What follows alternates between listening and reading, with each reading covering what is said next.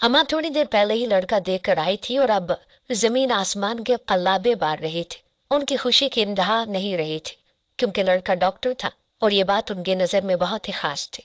अम्मा ने एक जुमले में कोई 4 दफा ये बात जताई थी कि लड़का डॉक्टर है और अपना क्लिनिक चलाता है, साथ किसी बड़े हॉस्पिटल में भी नौकरी करता है। जब अम्मा की बात खत्म हुई तो मेरी तरफ देखकर कहने लगी, तुझे क्यों चुप्पी लग गई है? इतना अच्छा लड़का मिलने पर भी तेरे चेहरे पर कोई खुशी नजर नहीं आ रही है। मैंने अम्मा से कहा कि मुझे समझ नहीं आ रहा कि लड़का डॉक्टर है, इतने बड़े घराने से है, फिर वो हम जैसे गरीबों के घर रिश्ता लेकर क्यों आया है? उसे तो कोई भी पढ़ी लिखी अपने जैसी अमीर लड़की मिल सकती थी, फिर उसने हमारे ही घर का रिश्ता क्यों डाला? मेरी बात सुनकर अम्मा ने सर पकड़ ली और कहने लगी, कोई घड़ी कबूलियत की भी होती है, इसीलिए अपने मुंह से अच्छी बात निकाला कर। अल्लाह ने तेरे लिए अगर अच्छा रिश्ता भेज ही दिया है तो शुक्र अदा कर। इस तरह की नाशुक्री करके तो रब को नाराज कर रही है। हो सकता है तेरी कोई बात उसे पसंद आ गई। जब ही उसने रिश्ता भिजवाया हो, उसकी बहन तो यही कह रही थी कि भाई ने नीलम को कहीं देखा था और बस जब ही कह दिया था कि वो शादी तो नीलम से ही करेंगे। ये कहकर अम्मा मुस्कुरा उठी और मेरी बलाई लेने लगी और मैं सोच में पड़ गई कि मैं इस डॉक्टर को कहाँ मिली थी, क्योंकि मैं तो कभी भी उसके क्लिनिक में गई ही नहीं थी और ना ही उसे पहचानती थी। फिर उसने मुझे कहाँ देखा था? अम्मा कहने लगी, जब शादी होगी तो उससे पूछ लेना कि उसने तुझे कहाँ देखकर पसंद किया था। अभी तो इस बात पर खुश हो जा कि तेरा रिश्ता पक्का हो गया है, और जब खानदान वालों को पता चलेगा कि तेरी शादी डॉक्टर से हो रही है तो सब के सब जल बन जाएंगे। ये कहकर अम्मा की खुशी की इंतहा न रही। अम्मा यही तो चाहती थी कि मेरा रिश्ता किसी बड़ी जगह पर हो और सारा खानदान देखता रह जाए कि फरीदा ने अपनी बेटी का रिश्ता किसी अच्छी जगह पर किया है। दरअसल उसके पीछे भी एक वजह थी। अम्मा चाहती थी कि मेरी शादी मेरी फूफो की बेटी से हो जाए। वो इंजीनियर था और बड़ी अच्छी नौकरी किया करता था। मगर जब यही बात अम्मा ने बातों बातों में फूफो के सामने की तो वो गुस्से में खड़ी हो गई और कहने लगी, भाभी अपनी हैसियत देखकर बात करनी चाहिए बंदे को। मैं तो ये सोचकर आपके घर आ जाती हूँ कि आप मेरे मरहूम भाई की बेवा है। अपने यतीम भतीजे के ख्याल से मैं कुछ खाने पीने का सामान भी ला देती हूँ, लेकिन इसका ये मतलब तो नहीं है कि मैं नीलम को अपनी बहू ही बना लूंगी। मेरा बेटा इंजीनियर है, उसे लड़कियों की क्या कमी है? एक से बढ़कर एक बहू मिल जाएगी मुझे, तो फिर मैं नीलम को बहू क्यों बनाऊंगी?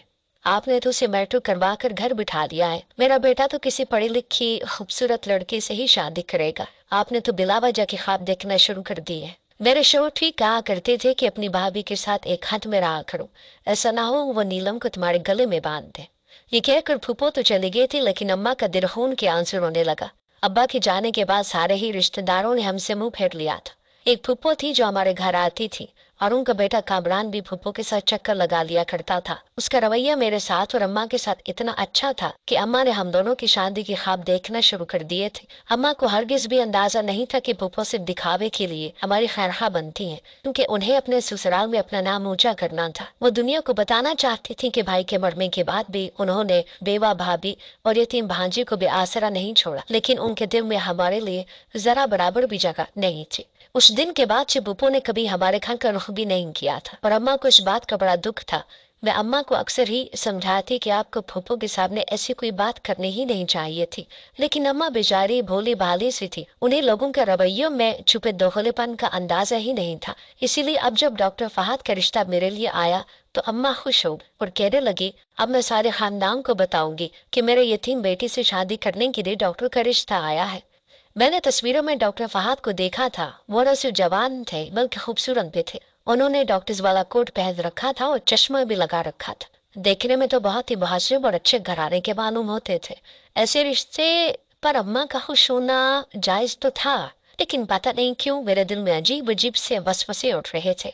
जब फूफो ने सगे रिश्तों के बावजूद मुझे मेरी खामियों की वजह से कबूल नहीं किया था, तो फिर डॉक्टर फहद जैसे इंसान को मुझसे शादी करने में दिलचस्पी क्यों थी? रिश्ता पक्का हो गया था और फिर डॉक्टर फहद की बड़ी बहन हमारे घर आई और न सिर्फ उन्होंने मुझे बहुत सारे तहफ के नाम पर जेवरात और कपड़े दिए, बल्कि अम्मा के हाथ पर 50,000 रुपए रख कर कहने लगे कि फहद चाहता है आप लोग अपनी तरफ से शादी की तैयारियां करें। अम्मा ने पैसे देकर शर्मिंदगी से फहद की बहन को वापस की और कहने लगे कि मैंने बेटी को रुखसत करने के लिए कुछ जमा कर रखा है, इसकी जरूरत नहीं है। लेकिन फहद की बहन ने अम्मा को गले से लगा लिया। वो कहने लगी, आंटी जो पैसे आपने जोड़े हैं उससे अपने उम्रे का बंदोबस्त कर लीजिएगा। आपकी बेटी अब हमारी है, इसीलिए उस पर होने वाला खर्चा फहद खुद करेगा। ये सुनकर खुशी से मेरी आंखों में भी आंसू आ गए और अम्मा तो मेरी किस्मत पर वारिस सदक़े हो गई थी।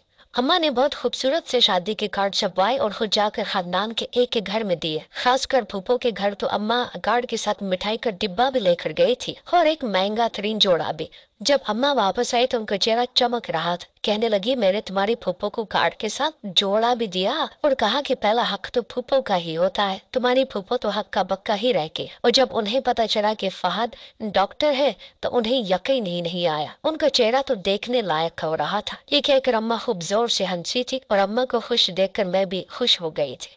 देखते ही देखते मेरी शादी का दिन आ गया। फहद ने मेरे लिए एक बेशकीमती जोड़ा और सोने के महंगे तरीन जेवरात भेजे थे। मैं जब तैयार होकर स्टेज पर बैठी तो खानदान के सब औरतों की नजरें मुझ पर ही जम गई और फिर मैं बड़ी शान से रुखसत होकर फहद के हमरा उनके आलीशान घर में पहुंच गई। बहुत ही खूबसूरत सा घर था और फहद के साथ नई जिंदगी की शुरुआत भी बहुत खूबसूरत हुई थी। लेकिन शादी के अगले दिन ही फहद मुझसे कहने लगे, मुझे अस्पताल जाना होगा। मेरी मजबूरी है कि मुझे अस्पताल से छुट्टी नहीं मिल सकी है। मेरा काम दूसरों की जिंदगियों के साथ बशरूत है। अगर मैं छुट्टी करता हूँ तो किसी की भी जान खतरे में पड़ सकती है। फहद की बात सुनकर मैंने बाखुशी उन्हें इजाजत दी और कहा कि मैं समझ सकती हूँ कि आप डॉक्टर हैं और डॉक्टर का काम कितना अहम होता है। और फहद शादी के पहले दिन ही अस्पताल के लिए निकल गए। फहद के घर में उनकी बीमार माँ के अलावा दो नौकर भी थे जो 7 क्वार्टर में ही रहा करते थे। घर के काम काज दोनों नौकरों ने संभाल लिए।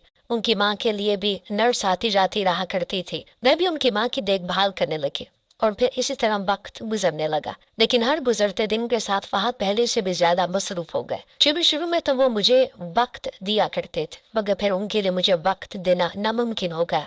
सुबह अस्पताल के लिए निकलते तो रात के लौटते। उनका कहना था कि वो सुबह अस्पताल में नौकरी करते हैं और फिर शाम को उनका अपना क्लिनिक है, इसीलिए उन्हें वक्त नहीं मिलता।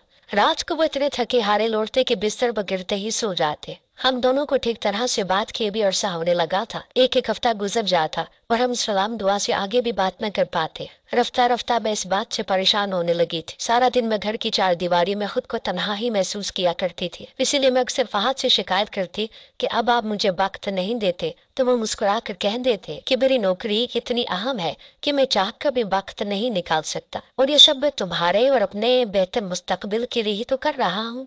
उनकी ये बात सुनकर मैं खामोश होने पर मजबूर हो जाती, क्योंकि वाकई मेरा शोहर इतना पैसा कमा रहा था कि हमारे घर में किसी चीज की कोई कमी नहीं थी। मेरे शोहर ने मेरा अकाउंट खुलवा दिया था। मेरे पास इतना पैसा था, एटीएम कार्ड था, ड्राइवर और गाड़ी भी थी। जब मैं ज्यादा कुछ कहती तो फहद कहते कि तुम्हारा जहाँ दिल चाहता है चली जाओ, दिन भर घूमो फिरो शॉपिंग करो। मैंने कभी कोई रोक टोक नहीं की, पर ये बात भी सच थी कि फहद ने मुझे किसी बात से नहीं रोका था। जब मेरा दिल चाहता मैं गाड़ी में बैठती और अपनी माँ के घर पहुंच जाती। मुझे खुश देख कर मेरी माँ भी बहुत खुश हो जाती और गली मोहल्ले में भी अब तो नीलम और उसके शोहर के चर्चे होने लगे थे। हर कोई मेरी किस्मत पर हैरान था और मैं खुद भी खुदा की बहुत शुक्रगुजार होती कि उसने मुझ पर बहुत इनायत की थी। मुझे फहद जैसा शोहर मिल गया था। लेकिन बस एक ही मसला था कि अब मेरे और फहद के दरमियान दूरियां बढ़ती ही चली जा रही थी। हमारी शादी को 6 महीने होने वाले थे और मैं उम्मीद से भी नहीं हुई थी। हर कोई मुझसे बच्चे के बारे में सवाल करने लगा था, लेकिन फहद के पास इतना वक्त ही कहाँ था कि हम दोनों इस मौजू पर कोई बात कर पाते। एक दिन मैंने नाश्ते के टेबल पर फहद से कहा कि आज अब जल्दी वापस आइएगा, मुझे आपसे जरूरी बात करनी है। तो फहद ने साफ इनकार कर दिया।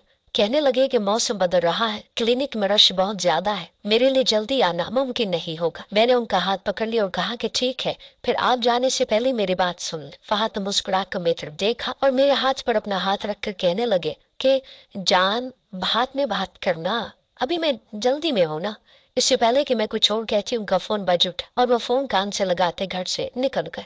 मेरा दिल अफसुर्दा हो गया था। फहद ने मेरी बात को खैर जरूरी समझा था, जबकि मैं बच्चे को लेकर बात करना चाहती थी। मेरा मूड बहुत ही ज्यादा खराब था कि जब ही मेरी पुरानी सहेली का फोन आ गया। काफी देर में उससे बातें करती रही और फिर बातों में मैंने उसे बताया कि मेरा शौक कितना मसरूफ होता है। तो वह हंस कर कहने लगे, अगर ऐसी बात है तो फिर तू भी बीमार पड़ जा, तेरा शोहर मरीज समझ कर तुझे भी वक्त दे देगा। उसने तो ये बात मजाक में कही थी, लेकिन ये बात मेरे सहन में बैठ के और मैं सोचने लगी क्यों ना मैं मरीज बनकर अपने शोहर के पास चली जाऊं और उनसे बच्चों को देकर बात करूं, फिर शायद वो मेरी बात ध्यान से सुनेंगे। अगले दिन मैंने उनके ड्राइवर से कहकर क्लिनिक का पता ले लिया और सख्ती से ड्राइवर से कहा कि वो फहद को इस बारे में कुछ नहीं बताएगा। पहले तो ड्राइवर परेशान हुआ, लेकिन फिर मैंने उसे मुतमईन कर दिया और कहा कि साहब की सालगिरह है, मैं क्लिनिक पर तोहफा भेजकर उन्हें हैरान करना चाहती हूँ। मेरी बात सुनकर वो मुतमईन हो गया था। शाम होते ही मैं तैयार हुई तो मैंने बुर्का पहना और अच्छी तरह नकाब लगा दिया। मैंने सोचा था पहले जाकर अपना मसाला अपने शोहर को बताऊंगी और फिर जब वो कोई दवा लिख देंगे तो उन्हें अपना चेहरा दिखा दूंगी और फिर उनसे कहूंगी कि जब भी वो मुझे वक्त नहीं देंगे तब तक मैं मरीज बनकर उनके क्लिनिक आया करूंगी। गाड़ी में बैठते ही दिल ही दिल में खुश हो रही थी। आज बहुत अरसे बाद सुकून से अपने शोहर से बात कर सकूंगी, लेकिन मुझे क्या मालूम था कि वहां जाने के बाद मेरे साथ क्या होने वाला था।